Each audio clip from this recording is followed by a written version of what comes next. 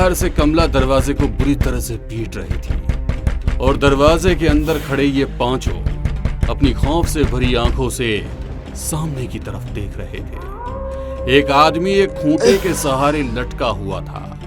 इस आदमी की आंखों में कीलें ठुकी हुई थी और उससे खून भी बह रहा था। उसके मुंह से दर्द भरी सिसकारी निकल रही थी। Oh my God! क्या यहाँ कोई है? हाँ, आप कौन है? मैं कमला का पति हूँ। उसने मुझे यहाँ मरने के लिए छोड़ रखा है। हम आपको बचा लेंगे। नहीं बचा सकते। ये खूंटा मेरी पुतलियों में इस तरह से फंसा है कि अगर तुमने मुझे इससे निकालने की कोशिश की तो मेरी पुतलियां टूट जाएंगी और मैं मर जाऊंगा। ये सुनकर इन पांचों को उस पर बहुत दया आई। मेरे पीछे तुम्हें एक दरवाजा दिख रहा होगा, तुम इसके अंदर चले जाओ। ये रास्ता मंदिर की तरफ जाता है, शायद वहां तुम्हारी जान को कोई खतरा ना हो। मंदिर? इसका मतलब है कि हमें मंदिर से कुछ ना कुछ तो जरूर मिलेगा। तभी जोरों की धम-धम हुई और दरवाजे को तोड़ती हुई कमला अंदर आ गई। वो उन सभी को गुस्सैल नजरों से घूर रही थी और इन सभी का दिल बुरी तरह से दहल गया था। चले चलो। ये सभी इस दरवाजे की तरफ भागे, लेकिन श्रेया सबसे पीछे थी, इसलिए कमला ने उसे पकड़ लिया। ये चारों दरवाजे के अंदर चले गए और कमला ने श्रेया के सीने में पंजा मारकर उसे चीर दिया। श्रेया भी नहीं बची। मुझे लगता है हम भी नहीं बचेंगे। हमें कुछ नहीं होगा, हमें बस गेम के रूल्स को फॉलो करना है। ये चारों अब उसी कमरे में पहुंचे जहां पर कोने में गणेश जी की मूर्ति रखी हुई थी और इसी कमरे के अंदर इन्हें एक दरवाजा मिला जिसके अंदर मंदिर बना था। इस मंदिर के अंदर मूर्ति नहीं थी, लेकिन एक कलश रखा हुआ था। अरे वाह, यही कलश तो चाहिए था हमें। रोहित ने कलश को उठाना चाहा, लेकिन कलश अपनी जगह से हिला तक नहीं। ये क्या हो रहा है? ये कलश उठ क्यों नहीं रहा? तभी मंदिर में कलश के पास वाली जगह अपने आप चमकने लगी। ये जगह चमक रही है, इसका मतलब है कि हमें शायद यहाँ कुछ रखना है। मंदिर में तो भगवान की मूर्ति होनी चाहिए। हाँ, वो जो पिछले कमरे में मूर्ति है ना, शायद वही हमें यहाँ रखनी है। रोहित अब वापस पिछले कमरे में गया और वहां से गणेश जी की मूर्ति उठा लाया। उसने मूर्ति अंदर रख दी। तभी कलश अपने आप हिलने लगा। अब रोहित ने कलश को उठाया तो वो आराम से उठ गया। Let's go. अब उन्हें फिर से पायल की आवाज आने लगी। ये सभी बैकयार्ड में पहुंचे और वो कलश इन्होंने दूसरे पत्थर पर रख दिया। ये कमला ही है जो चिल्ला रही है। हम कब तक इससे यूं ही भागते रहेंगे? मुझे देखो, हम हिम्मत हार गए तो सब मारे जाएंगे। मुझे बचाओ रणवीर, मुझे बचाओ। ये तो श्रेया की आवाज है। उस आवाज का पीछा करते हुए ये चारों अब एक नए कमरे में पहुंचे। रणवीर, मुझे बचा लो। उसने मुझे इस बक्से में बंद कर दिया है। मुझे निकालो, मेरा दम घुट रहा है। इनको सामने एक संदूक दिखाई दे रहा था। मैं आ रहा हूँ श्रेया। ये कहते हुए रणवीर ने बक्से का ढक्कन खोला और तभी बक्से में से कमला उठी। कमला ने रणवीर की गर्दन पकड़कर 2 ही झटकों में तोड़ दी। रोहित ने देखा कि उसी कमरे में एक दरवाजा है जिस पर ताला लगा हुआ है। मैं तुम तीनों को मार दूंगी। कमला उनकी तरफ भागी आ रही थी। तभी रोहित को ख्याल आया कि उसे बेड के नीचे एक चाबी मिली थी।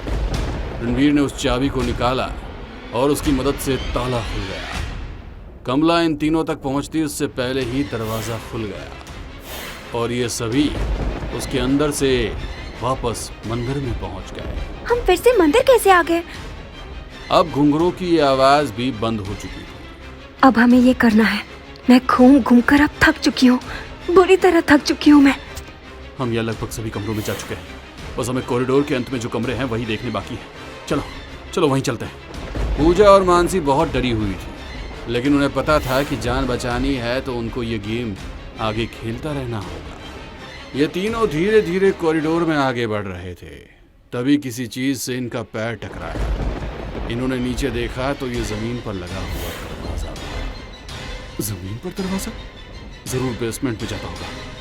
रोहित ने दरवाजा खोला तो उनको सीढ़ियां नजर आई। ये सीढ़ियों से होते हुए नीचे उतर गए। इस बेसमेंट में इनको एक और लाश नजर आई। ये किसी औरत की लाश थी जिसमें कीड़े लगे हुए थे। मुझे बहुत बुरी स्मेल आ रही है। रुको, बस मुझे यहाँ से ठीक से देखने दो। रोहित ने देखा कि एक अलमारी के दरवाजे पर लाल धागे बंधे हुए हैं। उसने उन धागों को जैसे ही छुआ तो कमला की चीखने की आवाज सुनाई दी। नहीं, कौन घुस रहा है उस अलमारी में? रोहित ने उन धागों को खोला और फिर अलमारी खोली तो उसके अंदर पानी की भरी एक लुटिया नजर आई। शायद यही गंगा जल है। रुक जाओ। कमला भागी हुई उनकी तरफ आई। ये तीनों जल्दी से सीढ़ियों की तरफ भागे। रोहित और मानसी बेसमेंट से ऊपर आ गए और कमला ने पूजा का पैर पकड़कर उसे नीचे खींच लिया। पूजा!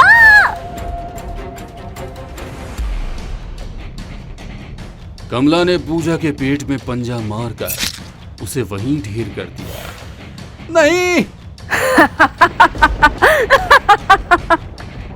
रोहित एक पल को संट रह गया और मानसी रोने लगी।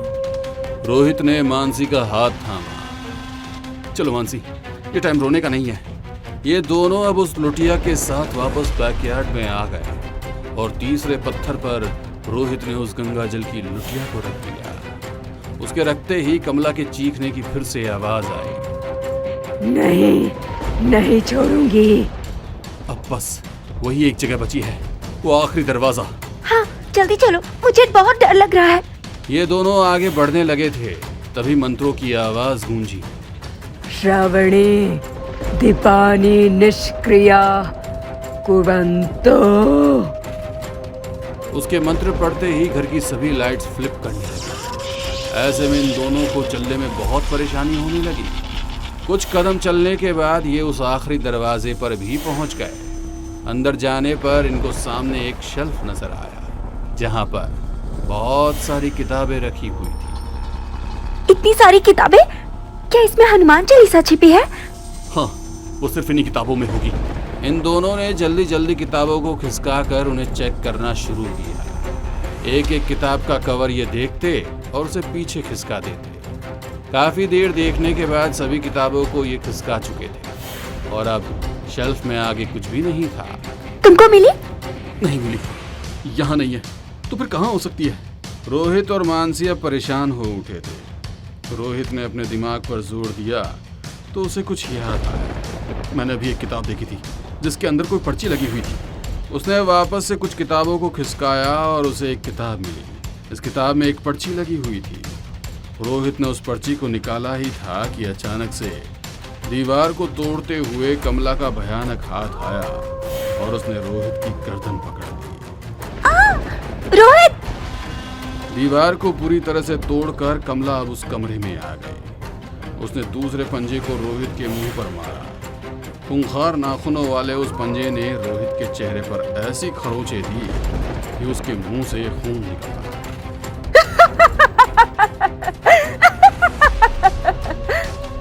मानसी ने इधर उधर देखा तो उसको जमीन पर एक स्क्रू ड्राइवर नजर आया। उसने स्क्रू ड्राइवर उठाया और कमला की पीठ में मार दिया। उसके लगते ही कमला ने रोहित को छोड़ दिया और उस स्क्रू ड्राइवर को निकालने की कोशिश करने लगी। मानसी चलो! इतने में ये दोनों उस कमरे से बाहर निकल आए। कमला ने वो पेचकस निकाला और जोरों से चिल्लाया। रोहित और मानसी अब एक आखिरी कमरे में पहुंचे जिसके बारे में अभी तक इन्हें कुछ भी नहीं पता था। ये कमरा? शायद इसमें तो हम पहली बार आए हैं, है ना? हाँ। इस कमरे में एक इंसान का कटा हुआ हाथ रखा था। एक तरफ खून के कुछ छींटे और मांस और एक कोने में एक ब्रीफकेस रखा हुआ था। ये ब्रीफकेस? इन्होंने जाकर ब्रीफकेस को देखा तो उसमें 3 नंबर वाला लॉक लगा हुआ था। इसे खोलना है तो इसका असली कोड डालना होगा। उस पर्ची में क्या लिखा है? अरे हाँ, वो तो हमने देखा ही नहीं। रोहित ने पर्ची को खोला तो उसमें 786 लिखा हुआ था। 786? शायद यही इसको खोलने का कोड होगा। रोहित ने 786 कोड लगाया और ब्रीफ केस को खोला। ब्रीफ केस के खुलते ही उसके अंदर रखी हुई हनुमान चालीसा बुक इन्हें नजर आई। यस, हमने इसे ढूंढ लिया। ये दोनों हनुमान चालीसा की किताब के साथ बैकयार्ड पहुंचे। रोहित ने उस किताब को चौथे पत्थर पर रख दिया। तुमको पता है आगे क्या करना है? हाँ, शायद पता है। रोहित ने सबसे पहले पूजा की थाली में रखा हुआ दिया जलाया, फिर उसने कलश में रखा हुआ नारियल उठाया और फिर दूसरे हाथ में किताब को खोलकर उसे पढ़ने लगा। जय हनुमान ज्ञान गुण सागर जय कपीस तिहुँ पूजा। उसने मंत्र पढ़ना शुरू किया ही था कि कमला के तेज चीख पुकार की आवाज उसे सुनाई देने लगी। कमला उस कमरे में आ गई और उन दोनों को खा जाने वाली निकलने से देखने लगी। इसको बंद करो, बंद करो। कमला उनकी तरफ बढ़ रही थी कि तभी मानसी ने लुटिया में रखा हुआ गंगा जल फेंक दिया। गंगा जल के पड़ते ही कमला दूर हो गई। रोहित ने हनुमान चालीसा पढ़ना जारी रखा। कमला ने अपने कानों पर हाथ रख लिए और चीख पुकार करती रही। बंद कर दो इसको। मानसी उसे देखते हुए कांप रही थी और अपने हाथ में कसकर गंगा जल की लुटिया पकड़ी हुई थी। हनुमान चालीसा के असर से कमला की शक्ति कम होती जा रही थी। वो कभी अपने सर को दीवार पर मारती तो कभी जमीन में अपने हाथों को जोर जोर से, लेकिन रोहित के करीब नहीं आ पाई। हनुमान चालीसा को पूरा पढ़ने के साथ साथ ही रोहित ने सियापति रामचंद्र की जय कहते हुए हाथ में पकड़ा नारियल जोरों से जमीन पर फोड़ दिया। उसके टूटते ही कमला जोर से चिल्लाई और वो जमीन पर ढेर हो गई। उसके शरीर से बहुत सारा काला धुआं निकला और वो अब एक खूबसूरत लड़की बन गई। वो ठीक हो गई है, हमने गेम फिनिश कर दिया। रोहित ने उठकर मानसी को गले लगा लिया। कमला ने धीरे से अपनी आंखें खोली और वो भी खड़ी होकर उन दोनों को देखने लगी। उसके चेहरे पर एक खूबसूरत मुस्कुराहट थी। उसने कुछ बोलने के लिए मुंह खोला और तभी अचानक से बैकयार्ड में पूरी तरह अंधेरा हो गया। रोहित! इनको महसूस हुआ कि इनके आसपास हवा के तेज झोंके आने लगे हैं। इन्होंने कस के एक दूसरे को जकड़ लिया। जब इन दोनों की आंख खुली तो ये उसी सुनसान बंगले में थे। सामने कंप्यूटर पर लिखा आ रहा था वॉर, और इनके आसपास इन दोनों के अलावा कोई नहीं था। उस रात इन दोनों ने अपनी जान की खैर तो मनाई, लेकिन 4 दोस्तों को खोने का एक गहरा गम भी इनको घेर बैठा। आज ये दोनों अपनी जिंदगी नॉर्मल तरीके से जी रहे हैं, लेकिन आज भी इन दोनों को कमला के नाम से डर लगता है।